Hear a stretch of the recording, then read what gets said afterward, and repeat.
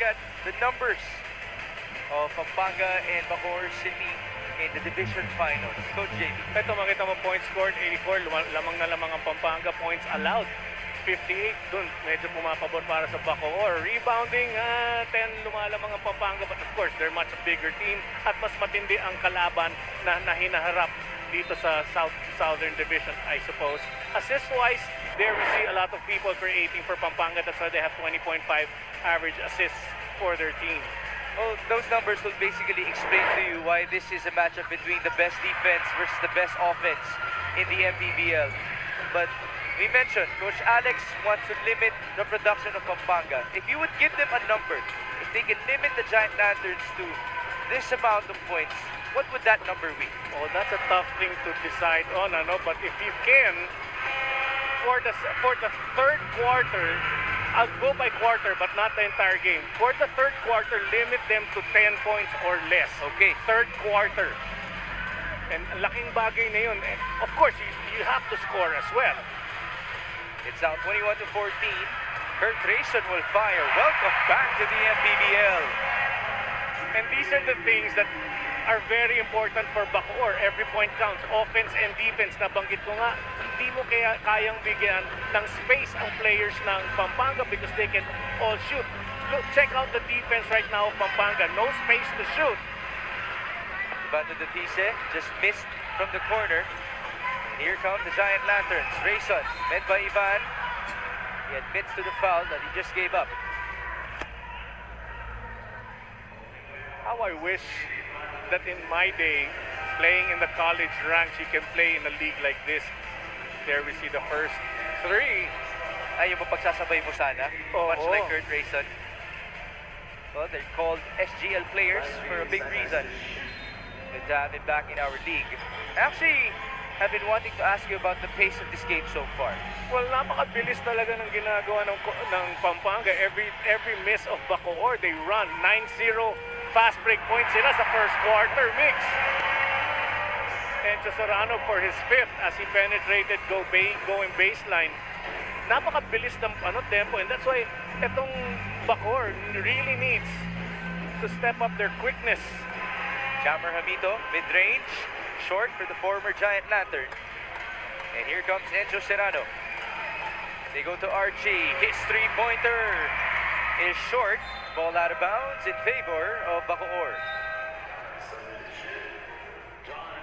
And Mal will now return. Sorry, Mix. Bacoor right now is trying to run back down on defense, but in doing so, they clog themselves up way inside, allowing the players of Bacoor to shoot. Here we see Enzo Serrano's baseline penetration. Just absolute body strength right there from one of the ninjas described to us by Coach Louis Gonzalez. Terbal with a kick out. Marquis fakes. The 41-year-old leaning in and scoring. Great move. He's keeping himself there, but John Normal had the opportunity to attack itong si Balti Baltasar and opted to pass. Balti going left, playing that ball up with his right hand. Yun nga nababanggit ko, once he holds that ball, pretends to look at the ring, he penetrates. If he pretends to look, you sag off and he'll take that three. Very deceiving ang mata ni Balti Baltasar. Napaka-smart player. 28-16 now. Marquis trying to post up against Allen Liwag. That's a nice matchup. He turns around. No foul, no basket. Rayson goes to Encho. Serrano for three. Too strong. Battling for the rebound. It ends up with Bacoor. That ball stopped by Encho. See, as Enzo Serrano made that stop on the person with the ball, three other Pampanga players are already down, quick on transition defense. You need to release that ball because masyadong mabilis ang paa ng mga players ng Pampanga. The ball will move faster than trying to dribble that ball down. Speaking of Pampanga, why don't we hear again from Mika Bisabis? Despite the star-studded lineup, I think you guys will agree with me when I say that the Giant Lanterns started the season with not much chemistry. Only one or two guys would dominate. But recently, there were a lot of them that contributed, and some of which are Bahio, JLC, Liwag, and of course, the usuals, Encho and Balti. And this is because kwento ni Encho, nag-usap-usap silang players internally. Talked about their specific roles, pushed the people that they needed more from sa front line. Liwag and Sanggalang were asked to help Balti. Rayson, welcome back to him, was asked to help Binuya. And Serrano in the backcourt. So ang ganda kasi hindi to initiated by the coaches. Sila mismo ang nag-usap para magkaintindihan sila lalo. And most of them are on the court right now. Kudos to this effort, makes Coach James. Well, that's definitely a good point by Mika Besamis. Coach JV, talk to us about the communication needed from the players' side when you're already facing the finals of any league. Well, when you chill out together, you talk about what you need to do on the court so that when you get to the court, eye-to-eye contact, you already know what it means. I like what Mika pointed out because these are the things that people watching should understand how important it is to be brotherly to each other. We're in kaya mo nang amuyin, but there we go. It's Kurt Rayson making his second three-pointer in this game. As Mika mentioned, welcome back to him. He does have a lot of chemistry already with these Kapampangans of Governor Coach Dennis Delta Pineda. Jan Nermal to answer back. He's fouled. So Coach Delta Pineda really furious seeing Jan Nermal kick off after taking the shot. Looks like they're going to be using the challenge. See what happened in the previous sequence first. Three-pointer on the break for Kurt Rayson, the Letran Knight. And in that replay that we just showed, doon mo makikita Bacoor ran back down on defense, leaving the top area, which is the deadliest area, all free from any defender. And that made the fans happy here inside the Brenzigia Convention Center. So this is an official challenge for Governor Coach Dennis Delta Pineda. By the way, as proud as he is representing his fellow Kapampangans, there are a lot more VIPs proud of them. And why don't we name them one by one? Senior Deputy Speaker Congressman Don Gonzales, Team Owner Manager A.G. Gonzales, City Councilor Brent Gonzales, Senior Board Member Mika Gonzales, Mayor Ruding Gonzales of Mexico, Vice Governor Lilia Nanay Pineda, Board Member Maylene Pineda, Mayor Philip Nagit of Minalit, Pampanga, and Athletic Sports Apparel. May I continue? Yes. Coach JV? Yes. Kasi sinahabi pala niya, Coach Mike Perez, they're watching as well. Coach Mike, may pinapabati siya, no? From Muntinlupa, their declogging unit, Dale Edward Joaquin, Aldrian Reyes, RJ Samoy, Choi Louis Dalde, Leonilo Malyari Jr., Jerry Arciaga, Norbelito Lebron, Rodolfo Jr., and Randy Samoy. Coach Mike, I requested earlier na sa Upon game 2 review, tayong the challenge was unsuccessful. Ako na ang coach. We're gonna play around, Coach Mike. All right, let's see. The previous sequence, you be the judge, Coach JV. Was there a kick? Well, you see, there was the same instance in a previous game that he was accused of kicking, but that's the natural. Your momentum kasi off a turn, papalo talaga yung isang paa. That's why the challenge was unsuccessful. Nermaldo just missed his first gimme. And if you compare that to other guys who would kick, makikita mo na hindi. Jan Nermal, if they check his history, you'll notice he doesn't kick when he takes those shots. Jan Nermal taking on the boos of the crowd. Ang nakakatakot lang dito, lalo mong ginalit ang Pampanga, lalo silang raratsada. That's usually, our cue to say, this is the beauty of MPBL basketball, home court advantage. Nermal misfired on his third gimme, ball out of bounds in favor of the strikers. Ganun talaga sa free throws. Bago ko ituloy, Andrea Indicio has a report for us. Before the game started, sinabi sa akin ni Coach Alex Angeles ang nag-iisa niyang hiling sa strikers, composure. However, right now, kagaya nga ng sinabi mo, Coach JV, we can see that the strikers are feeling the jitters, especially in the early minutes. Kaya naman during the huddle, sabi ng kanilang coaching staff, relax lang kayo, don't force the threes at umatake tayo. They know that emotions can play a big role in this ball game and they definitely don't want this to be their downfall.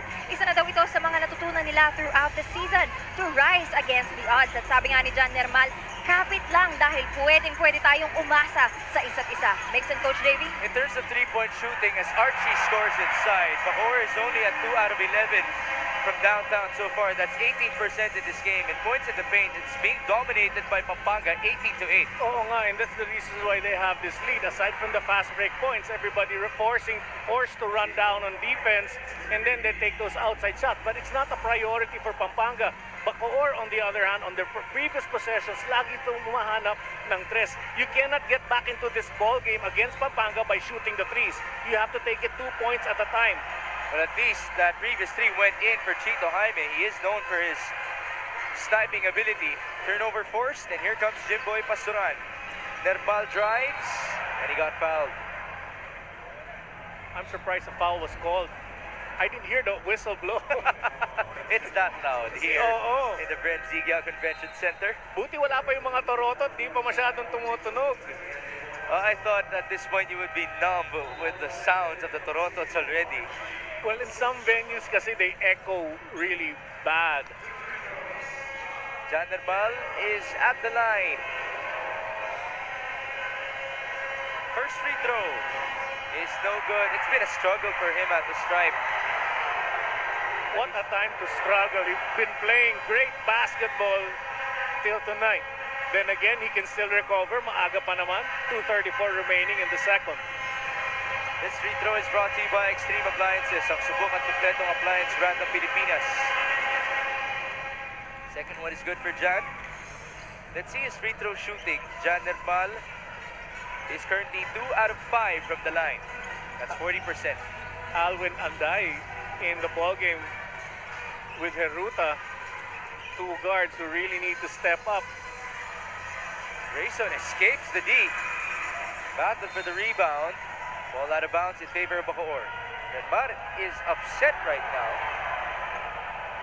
What happened to him? Well, Jan Nermal's getting hit and he's upset, and that's why it's ruining his offensive game. But doon natin nakita, kamontik nang nakuha muli ng Pampanga ang offensive rebound because Bacoor is focused on rebounding. Chito Jaime with the three. That's back-to-back. Makes from downtown for Chito Jaime. After all, this is a guy who is hungry for his first MPBL championship. He's already lost in the finals twice. And that's with Muntinlupa in Zamboanga. So Chito Jaime, alam naman natin, hindi naman nape-pressure yan. Ano? Pag yan nag-umpisa na, kayang-kaya niya ituloy. Great block there by Chito Jaime. Now Jaime just gave the ball out to Aaron Heruta. Forward pass to their ultimate veteran, but Marquis was rejected. Diyan mo makikita yung versatility ng mga players. Everybody can run and jump. What a feed. JLC finding JB Bahio. I mentioned earlier, etong Pampanga plays in a system that's flexible. They see what's open, they wait for it to happen, then they give the right pass to the right person closest to the basket. 35-24, Aaron Heruta onto Marquis. That's his shot, didn't take it. 4 on the shot clock. Heruta drives, he's blocked, but he was fouled as well.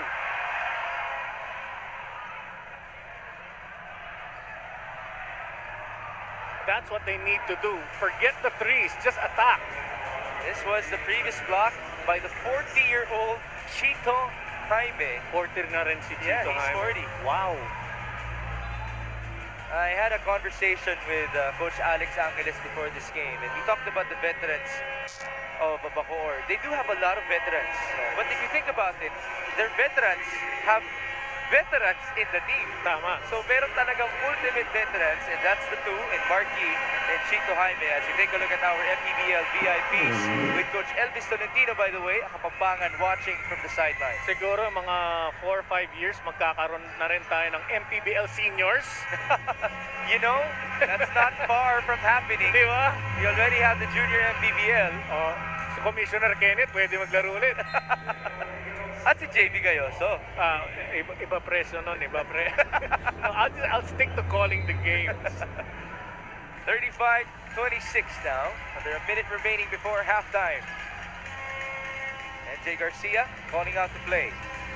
Against Alwin Alday. They go to Bahio. Balti sealing against Jan Nermal.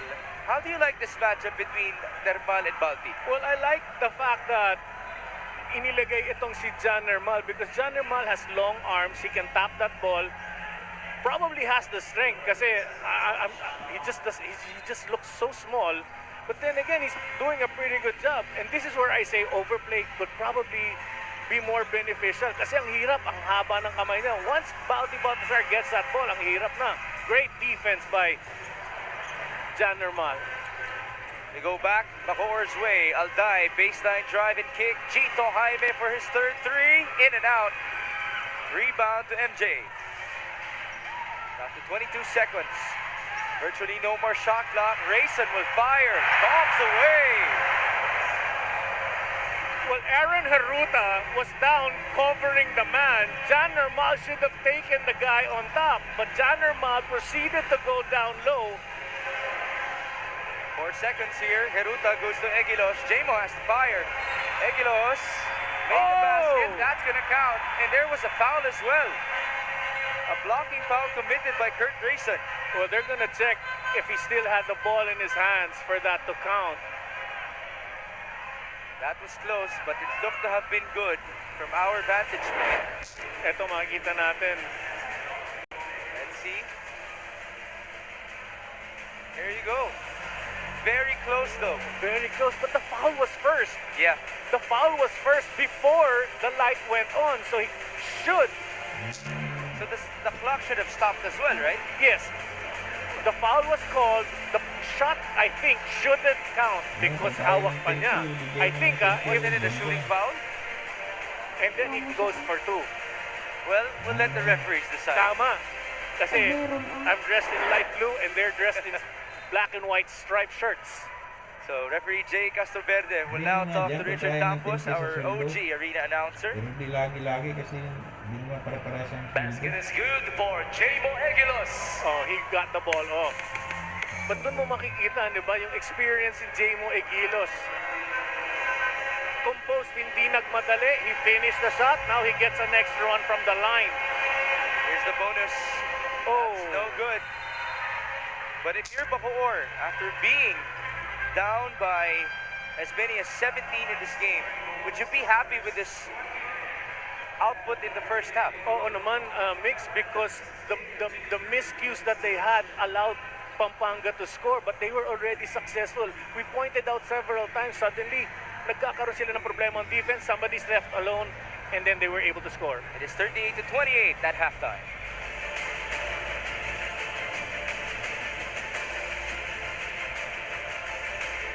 This fan of the game is brought to you by Extreme Gaming.